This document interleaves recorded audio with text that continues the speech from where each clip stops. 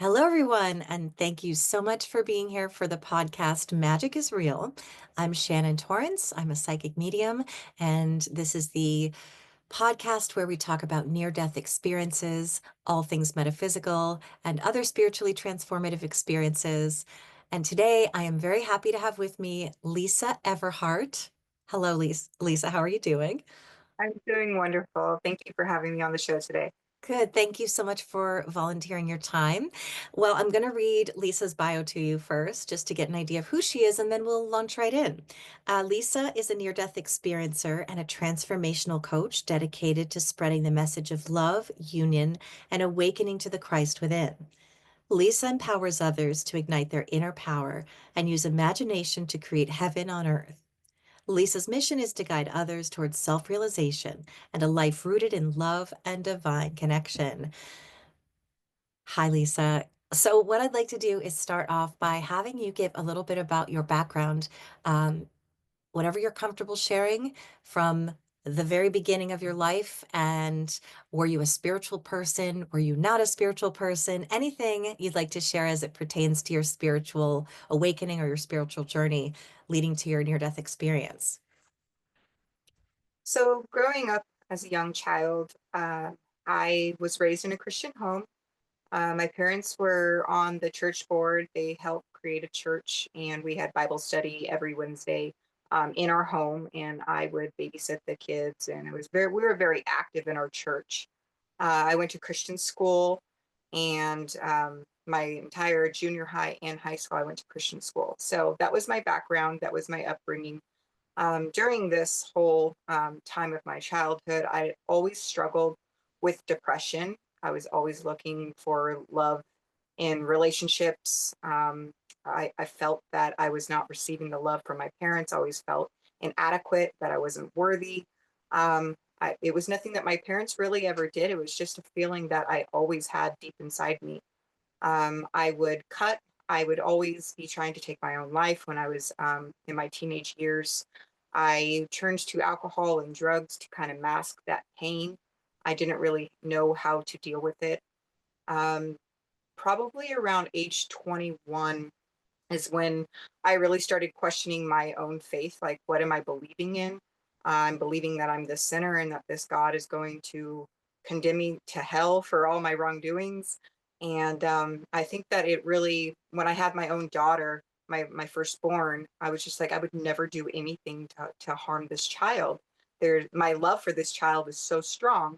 How could this unconditional loving God send me to hell if I'm not meeting its standards?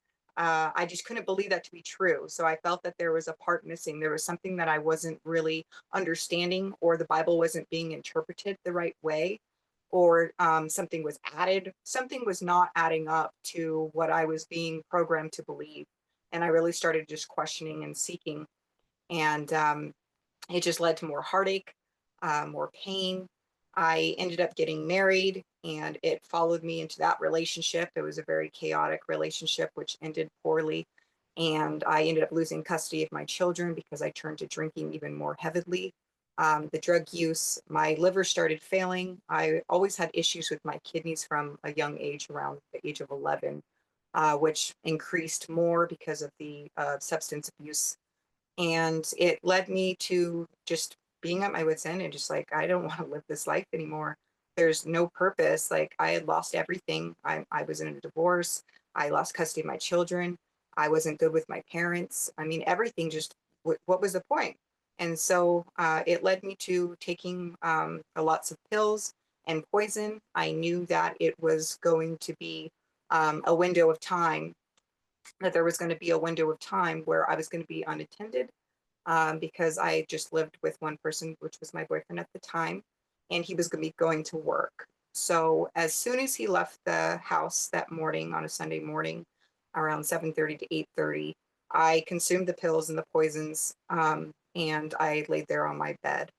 The next thing that I remember from that point was that everything went black. I don't know how long I was in this space. I just knew that there was darkness. I couldn't see anything in front of me, nothing behind me. And I was here for what I perceived for quite a long time. That's what it felt like when I came back into my body. So the first time that I really became aware that I was not in my body any longer, I saw the image of my room, and my body was lying there on the bed, and it took me a minute to really like see, whoa, that's me, and here I am outside of my body. And the next scene that I saw was my boyfriend coming in and finding me and being very panicked, calling 911, and just very upset. And I could see everything that's going on. Um, the next scene was the paramedics came in and they were carrying me out in a white bag of some sort, and being put into the back of the ambulance. And that is all I remember of those first few scenes, of being exited from my body. The next time that I actually remember was waking up in the hospital, and there's everyone's yelling in the room and it's just very chaotic. But all I could do is hear. I could open my eyes very, like, probably like that much, so I couldn't really see. I just saw brightness because hospital rooms are white, and there's a lot of brightness in those hospital rooms. So I knew I was in a hospital because of the sounds I was hearing, and I could hear the nurse saying, "She's seizing. There's no sign of brain activity on the monitor." And that's when I fell under again, and I could feel a ripping almost of my body. It felt like I was being ripped in half. And then when I came to, I was outside of my body once again. I was raising out, but this, I was not in a hospital room. I was in a brick building. Everything was brick around me. I was still in this bed coming out of this body, but everything was brick. So that changed. As I looked down, there was a tablet about this size and a tablet about this size. And there was coding coming down on both of these tablet screens. And these tablets were connected to my back with this silver cord. And I started to rise up out of the bed, and I started to glide over to this sliding glass door. Why? I don't know. Everything that I did in the next few scenes was I just felt called, almost like a magnetic pull to, this is what I'm to do. So I glided through the sliding glass door, and I came to outside where there's these two trees. Everything is this beautiful, vibrant green. The grass, the trees, it really stood out to me. It was just so bright and vivid. So these two trees, and I started to get pulled to the first one, and I tried to go up it. I could not go up it. So I went over to the second one. And as I went up it, it transformed into a house of some sort where I was able to continue going into it. And there was this screen, this old television, and that staticky gray was coming down it down the screen. And then I woke back up in the hospital.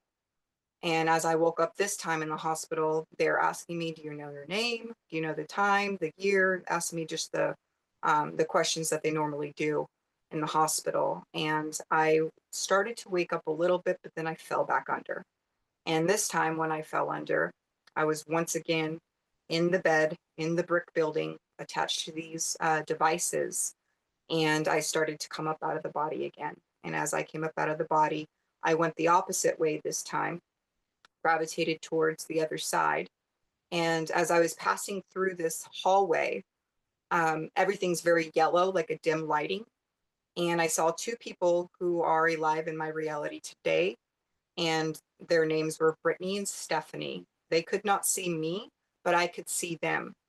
Um, why I saw them, I'm still a little seeking answers on that one. I still don't really know. But I started to glide past them and gravitate back outside to where the trees were.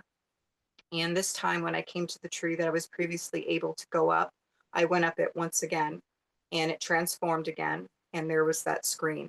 But this time, there was not static going down the screen. There was all these little glimpses of life going on in all these screens. And I saw the little glimpse of life where I was laying on the bed, and then next to it, where I'm hooked up to all of these monitors and tubes and IVs in the hospital. And there's so many other ones, and I knew with certainty in that moment that everything that I was viewing on this screen was life that I had lived, was living, or was going to live. How I knew this, I don't know, but I knew it was certainty. So as I started to put my energy force forward because I didn't have a body, I started to lean into it, and I actually felt my I guess my energy be sucked in to this little glimpse.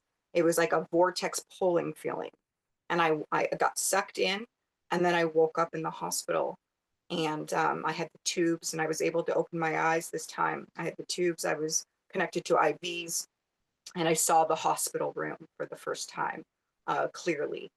And then I fell back under. And this time I did not wake up in the brick building, but rather I woke up in dirt. I woke up and there was dirt falling off of me. I didn't have a body, but I just knew there was dirt coming off of me. I was still just energy at this point. So as I was rising up, the dirt was falling and there was pieces of skull all around me, and there was three crosses. There's one directly in front of me, one to the left, one to the right. And as I started to rise up out of this, how I perceived it, a grave, I started to be magnetized and pulled towards this really big rock. And this rock turned into a cave once I was at the very front of it. And I was able to glide into it.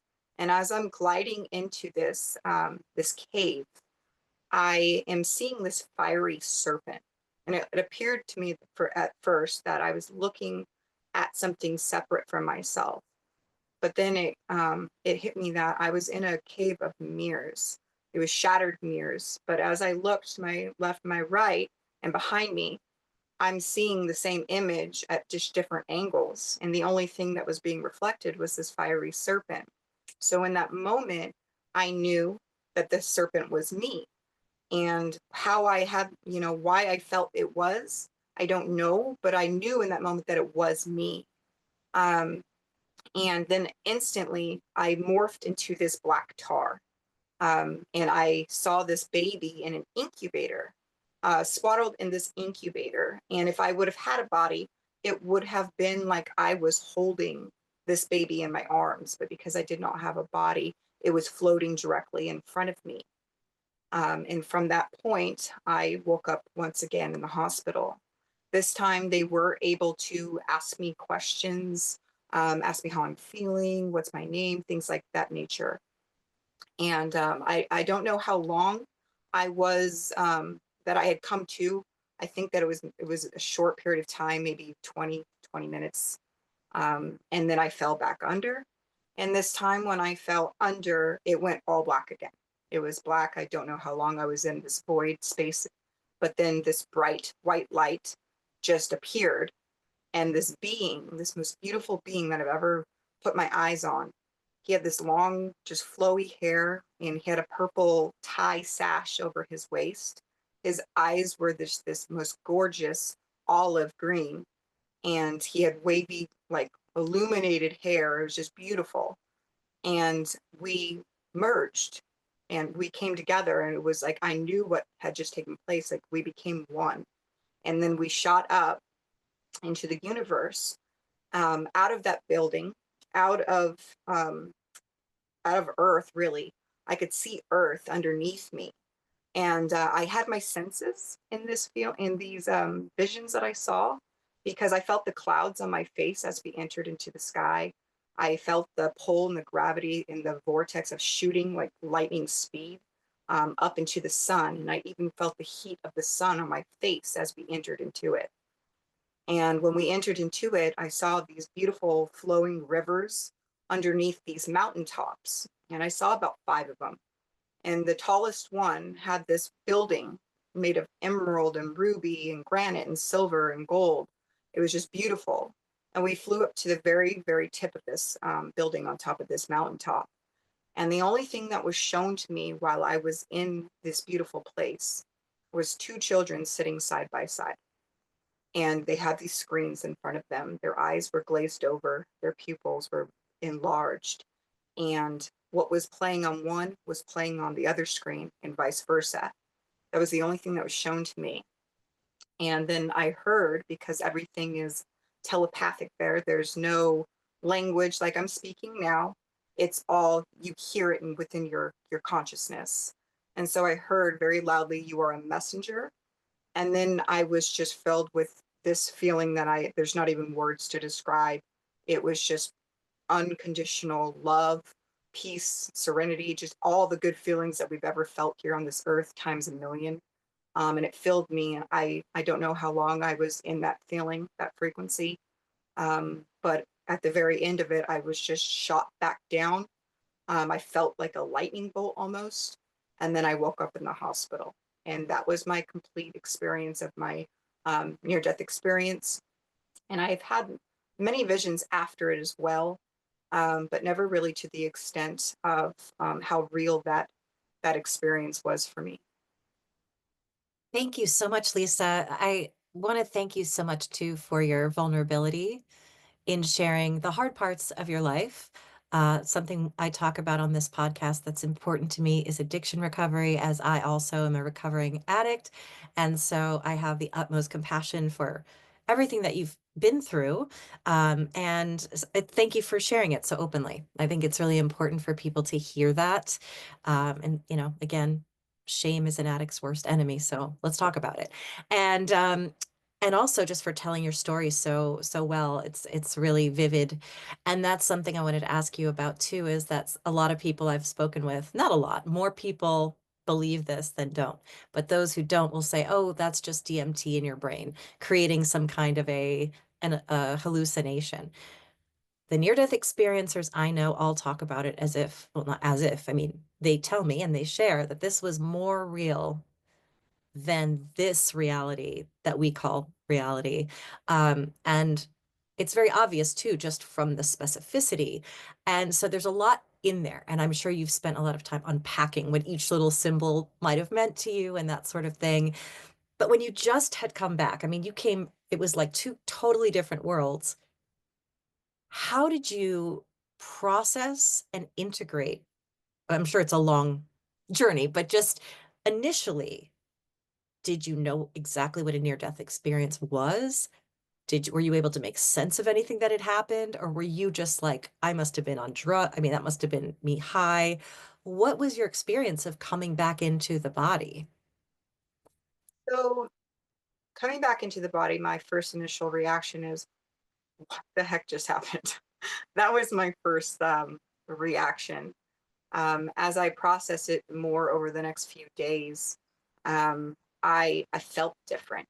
Mm. I I was thinking of the feeling of the love that I had in within me. And that's what I really, that's the only thing I understood, was like, I know that I felt something that I've never felt in this world before. And so and I also, I knew, and this is strange, but how I got that from the two children sitting side by side, but I knew that my thoughts were creating my reality. I didn't know Oh, exactly yeah. what that meant, how I came to that, but I knew that that was the message that was given to me. So I didn't really process everything until a few months later. I was just doing these things that the spirit within inside me. I, of course, this language has been learned at that time. I just thought I had good ideas. That was the language I was using. Um, so I sat and I journaled a lot, and I was writing out in detail my whole experience, and kind of just breaking it down, and really just trying to understand it. Um, it took actually a few years for me to fully understand what had happened to me. I had no recollection of what a near death experience was. I'd never read anything on it, never heard anything about it. All I knew was the program of religion, and that's it. I didn't know about near death experience, and so the experience itself left me very confused for quite some time. But the one thing that I did know was that I had the desire to love people, and I had the desire to love myself. Even though some days it was struggling, and some in coming back into my body, I was still struggling with that addiction mindset for a short period of time. Um, but there was something inside me that was ignited, that was leading me and guiding me. And I was starting to do things that I was not normally doing before, like first off, loving myself. choosing to see the good in me, having grace with myself, stop beating myself up and telling myself I'm this horrible person. But I actually started writing myself love notes. That is something that was one of my good ideas that I was getting from the spirit within me. And affirmations. I didn't even know the word affirmation. I just started saying things out loud. So later down the road, I learned the term affirmation. You're speaking with authority over your life. But at that time, I had no idea what I was doing. I was just being guided from within. Um, so, did I answer your You question? did perfect. I have Okay. questions within that, but I'm going to start with I'm writing a book about my own recovery journey in hopes that it will help other people heal as well. Mine's sex and love addiction, but it's all the same God-sized hole, if you will. And so I'm really interested in that concept of self-love, and I'm writing about it a lot because it's pretty amazing that you said you basically have these sort of, I'm going to call them downloads of what to do, because the chapter I'm writing now is, but how do we love ourselves? Just because we know we need to, how do we reverse all the trauma that led us to not believing in ourselves or thinking or having low self-esteem? And, you know, I'm talking about the 12 steps and how they helped me kind of get there in terms of like when you do these particular series of steps, what has worked for me is being of service to other people, um, rigorous honesty with myself and others, and community and self-care, putting your own oxygen mask on first. But you sort of had to, well, not had to, I think you just, like you said, you received the information about, okay, I'm going to start with affirmations. I don't know how this is going to work, but somehow I know that this is the path, which is really amazing. So you just shared some of it. And I know you had extra motivation because you had lost your kids. And so I'm sure there was this, okay, I want to be better. But from in your perspective and in your words, what were the keys, the main keys to learning to love yourself? And I'd love to hear how you got sober. And, I'm assuming, everything kind of got better, but I'd really love to hear that journey before we continue. So, how I got sober was honestly when I started applying the affirmations and started talking to myself as if I was this worthy person. I believe that I convinced myself that I was, and if I was this worthy person, I'm taking on the traits of a worthy person. A worthy person isn't masking their sorrows and alcohol every day because they feel they're worthy. So I really believe that I activated worthiness within my subconscious mind, and I became a reflection of that. Looking back, that's how I view it now, because I can't really explain how one day I'm this addict and I'm sick, my liver's failing, I'm having kidney issues, I don't have my children, everything that could go wrong is wrong. But then I start writing these love notes and I start affirming that these things of myself to be true. And I'm sitting in silence and I'm doing breath work and I'm all these things the spirit was guiding me to do. I really believed it. And because I believed it, I really truly believe I shifted into that identity. And so everything, the healing took place. I can't really explain that other than I shifted into a different identity and I was being a reflection of what I believed to be true of myself. And then it also lines up with the message that was given to me while I was in that space, that beautiful place where I was at, that our thoughts are creating. And so here I am, I'm believing myself to be worthy now through repeated affirmations, through love notes, through everything that I was being guided to do. I truly convinced myself that I was worthy and that I loved myself. And because I truly believed it, my outer world became a reflection of it. And so I can't really explain from or pinpoint the day where I stopped drinking or the pinpoint the day where I stopped using or any of it or pinpoint the day where I had a complete healing in my body. It was like I shifted into a different state of consciousness and I was a new person. I was living a new story. And so I can't really explain it more than I convinced myself that I was worthy. Yeah, I am really big on manifesting. And so I really like this topic a lot of our thoughts create our reality. And one of the ways you just mentioned, obviously, is repetition. I kind of sometimes joke or call it like I'm brainwashing myself into really just remembering our inner power. So it's not that you're lying to yourself, but you're aligning yourself with the version of you that does exist. But your human brain is telling you, no, no, I don't deserve this. I'll never have money. I'll never have love. Nobody, even you had said your family ostensibly loved you, but you were born not feeling lovable for whatever reason. And same here. I had a very loving family and never felt enough. And it was not them at all. It was all in here and life circumstances that had nothing to do with them.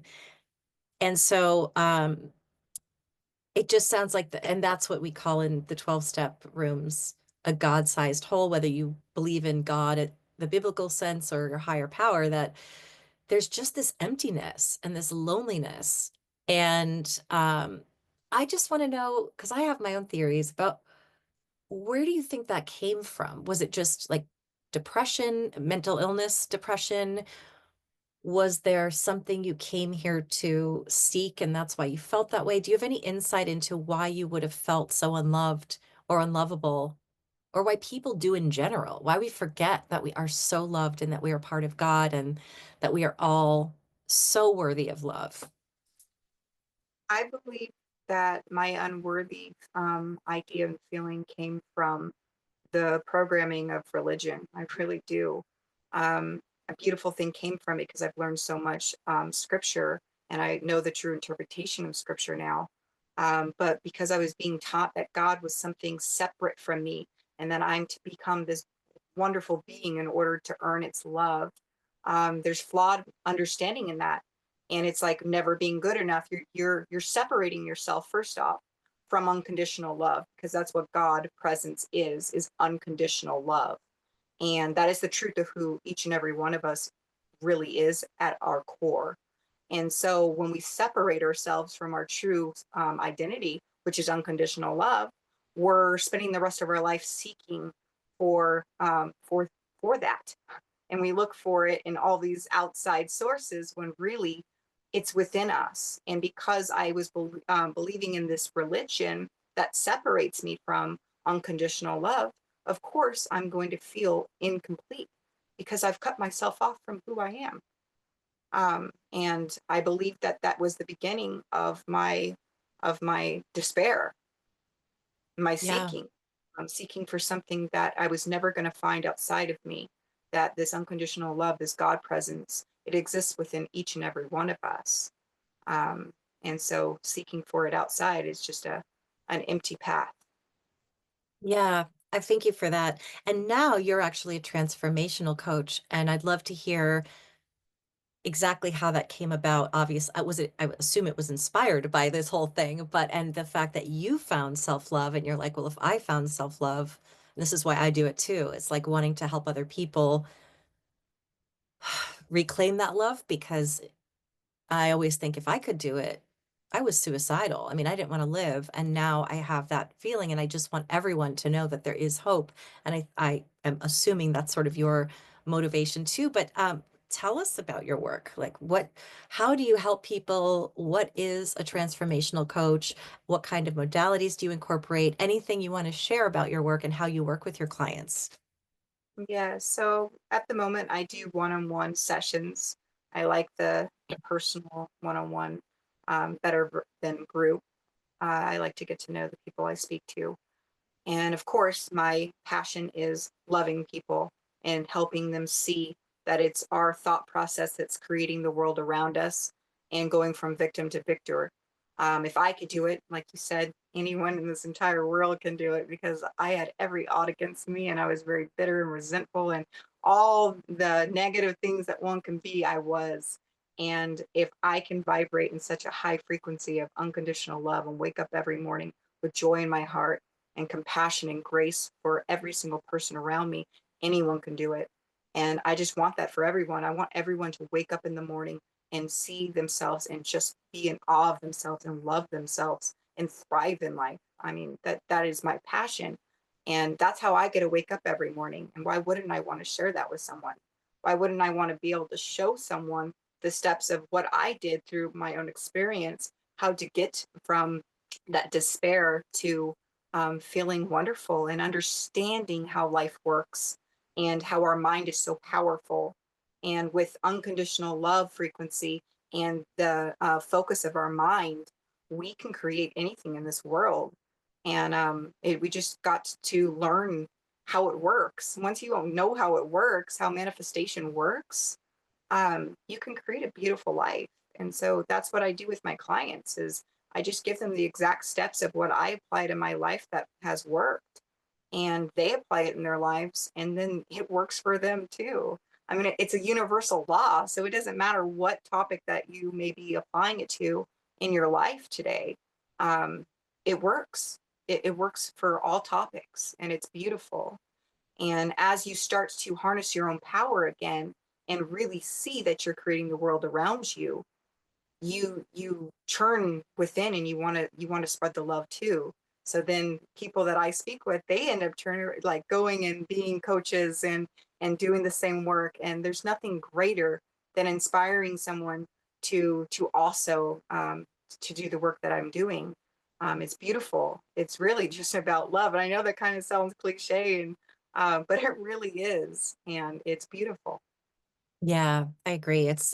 We want that ripple effect. The more people that love themselves, the less people are living in fear and low self-esteem.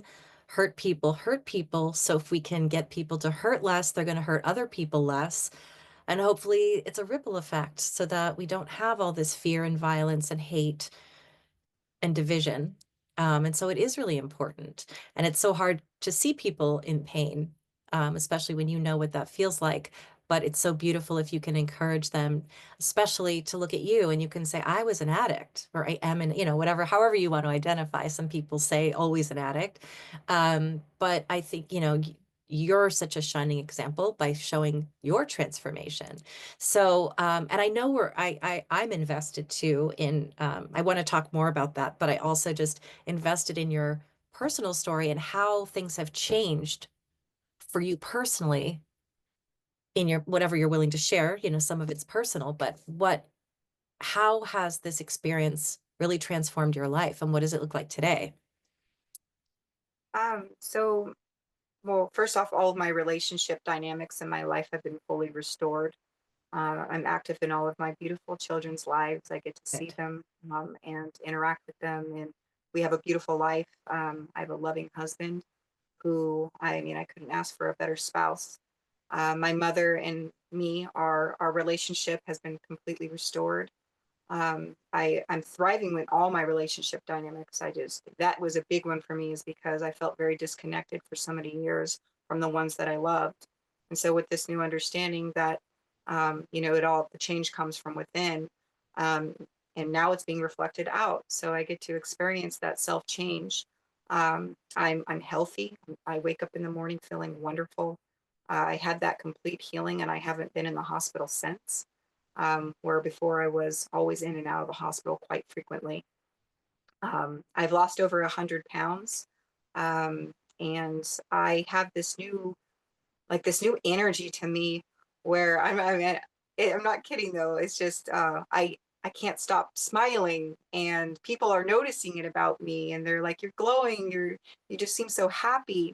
What's going on in your life?" And they're expecting me to say, "Oh, I won the jackpot" or something like that. And really, in a spiritual sense, I have.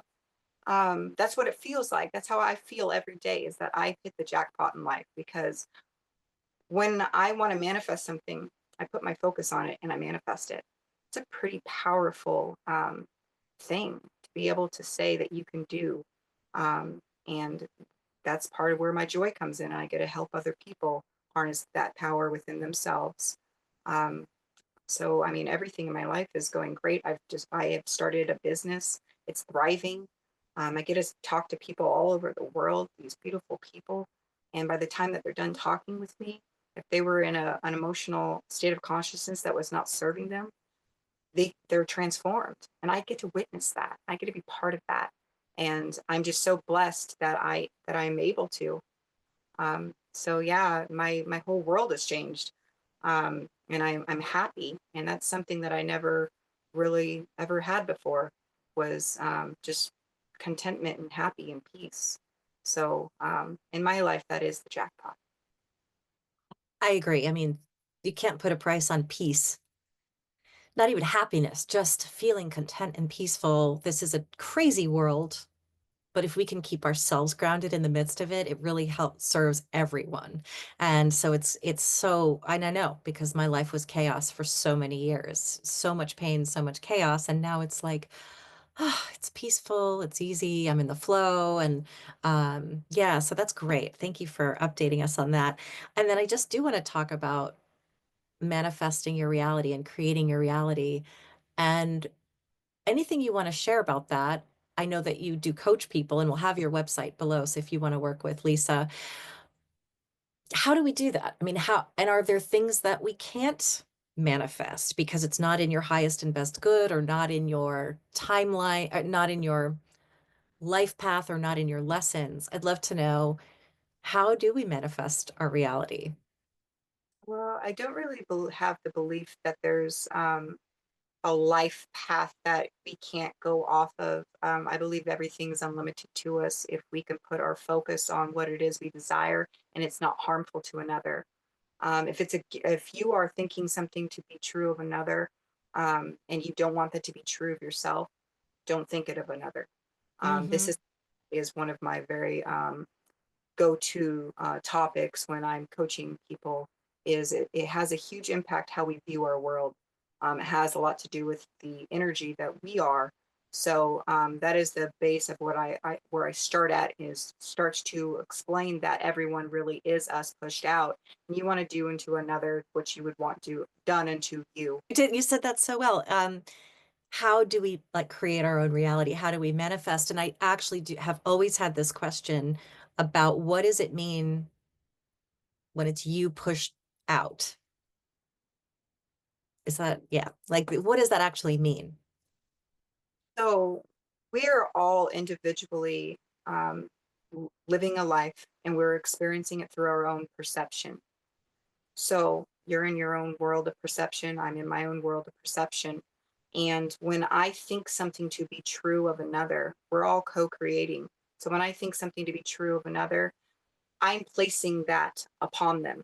And then they can either meet it and reflect that, or they can rise above it if it's something negative. But the majority of the people on this earth at this time, they're not aware of their own power, and they're not aware that their mind's creating the reality around them. So they fall into these states of consciousness which have been placed upon them, and they fell into it through maybe a feeling state of anger, resentment, or sadness. Something happened in their life.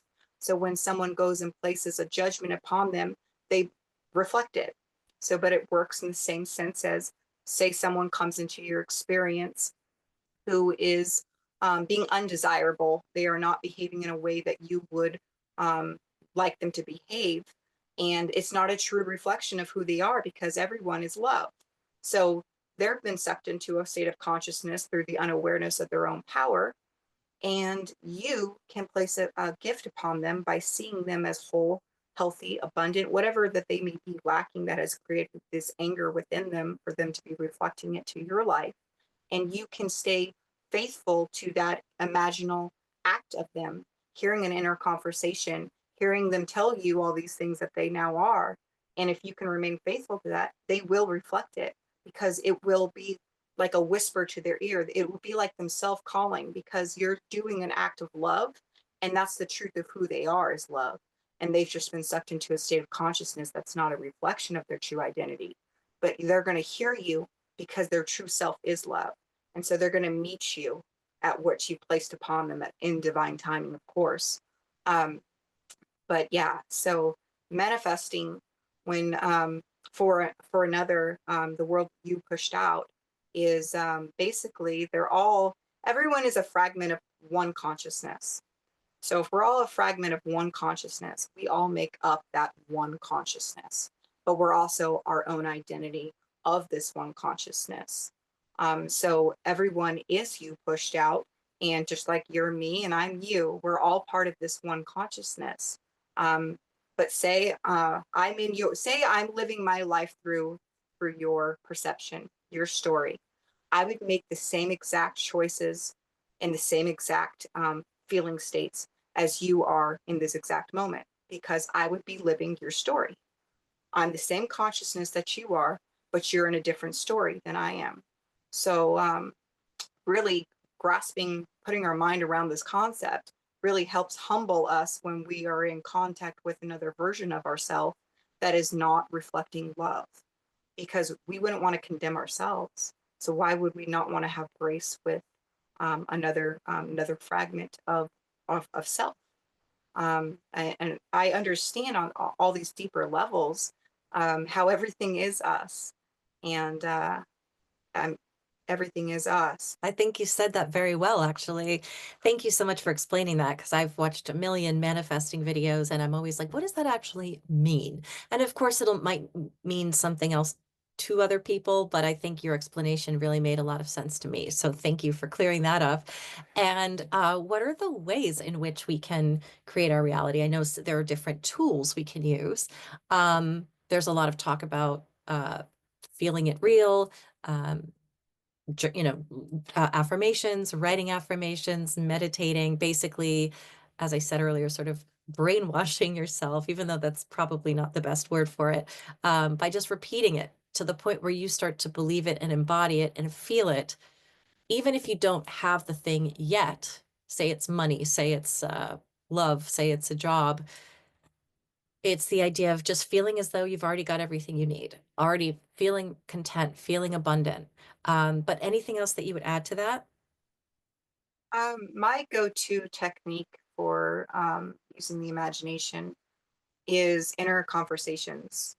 When we can hold a conversation with someone congratulating us, and we're hearing them congratulate us, we're hearing ourselves speak back to them, we're creating that scene, and the mind can't tell the difference between an internal conversation or internal experience or an outside one. And I actually was speaking on this topic earlier today. If you say something out loud and then you say that same thing inside, both ways you're going to hear it. You're going to hear yourself speak and you're going to hear yourself. So that is your proof that the mind cannot tell the difference between something external or internal. So my go-to is those inner conversations, because it's very easy to do. We're already doing it all throughout our day. We're always manifesting. Our internal conversations that we have throughout our day, our thoughts, that is a form of internal conversations. So just being aware of what we're saying in those conversations and adding in a loved one's voice to that, it's that's one of my favorite techniques because it's so simple, and it works like a charm. Um, so inner conversations is one of my favorite ones. Applied also with meditation, and I love my breath work. Anytime the 3D world gets a little too hectic, or you might be feeling a little in a lower vibration, instantly breath of fire or breath holds of some sort, it always aligns me right back to where I desire to be. So a combination of the meditation, the breath work, inner conversations. I mean, I've applied just about all of Neville Goddard's techniques. I have tried many, many, but for me individually, I love the inner conversations. Thank you for sharing that. So, just in summation, I'd like to ask you, what is it after all of this, after this whole experience? I mean, it's a whole life, really, that's still continuing, but what is it that you most want people to know?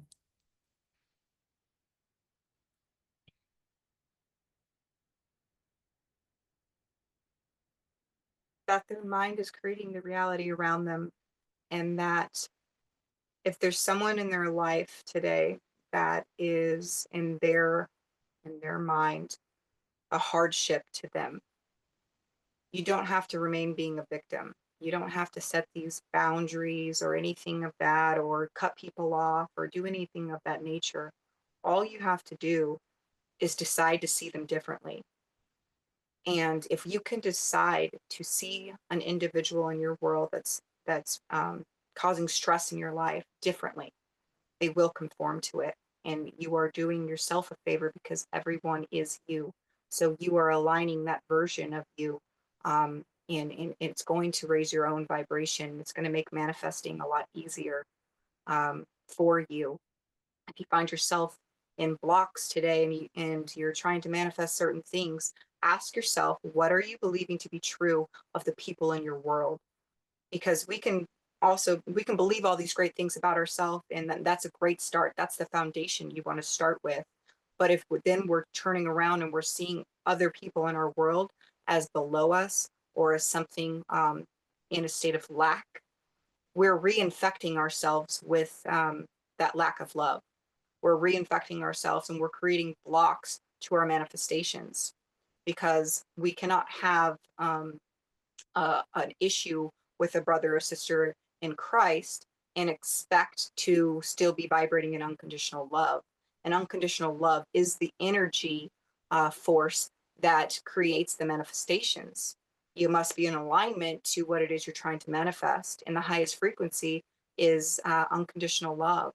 So to become aware of how you're viewing the people in your world is a very, very important thing. Thank you. That's beautiful. And one more question too, when you talk about the Christ within, or people call it Christ consciousness, can you just explain what that means to you? Because I think some people confuse it with biblical teachings, which doesn't mean it doesn't have biblical teachings. But what does it mean to you to embody the Christ within? To embody the Christ within is to desire. The first step is to desire to love yourself, desire to love another. Then it activates the creative power within your imagination. And then the mastering of the use of your imagination for good, for love, for the truth of who you are. That is what Christ consciousness is the desire to love thyself, desire to love others, the the use of the imagination, and to using it for a blessing for yourself and to others into this world. Creating heaven here on earth is the point of having your Christ consciousness activated. But in my understanding and my beliefs, my own personal belief system, I believe that Christ is the creative power of God. And I believe that the creative power of God dwells within our imagination. And that is where the power of our imagination comes from. Beautifully said. Thank you so much, Lisa. And last, can you just let us know what your website is? And I'll put it below, but just in case somebody is visually impaired, can you tell us what your website address is? Yes, it is www.lisaeverhart.com. Easy. Everhart, and Lisa's Lisi. LISA. Exactly. That's the word I meant. Lisa. Thank you. Thank you so much, Lisa Everhart, for being here, for sharing your experience and your insights. It's been such a pleasure having you. Thank you for having me. Perfect. Thank you so much.